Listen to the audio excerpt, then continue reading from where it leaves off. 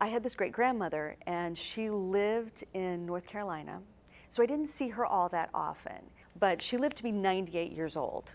And when I would go to see her, she was very religious and very superstitious. Like I remember, like putting a hat on the bed was a terrible, terrible thing to do. And if you saw a dead bird, that was a terrible omen. So, but she was lovely. And the thing that we bonded over was our shared love of ghost stories. And she used to tell me the best ghost stories. We would sit there, and I think, like we'd have a soda or something and be folding laundry, and she would tell me these ghost stories. And one of the stories that she told me was actually about her growing up. So she was born, I believe, in 1887. And her mother died with her in childbirth. And she was raised by her grandmother. And her grandmother was the town seer, was a psychic.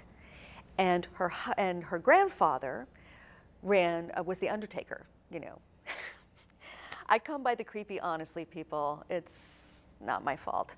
So she told me the story about how one time they were sitting on the front porch, broad daylight, rocking in the rocking chair, and her grandmother just stops and goes into one of her trances.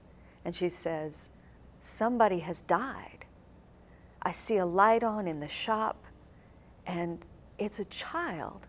A child has died. They've brought a small piece of string because they would measure the body with string to make the coffin." And she said, "It's a child has died." Well, my great-grandmother's like, "There is no light on in the shop. You are tripping." And so, she was kind of freaked out by this, as one would be. That night, she wakes up. Her room overlooked the undertaker, the undertaker shop. And there was a light on in the shop.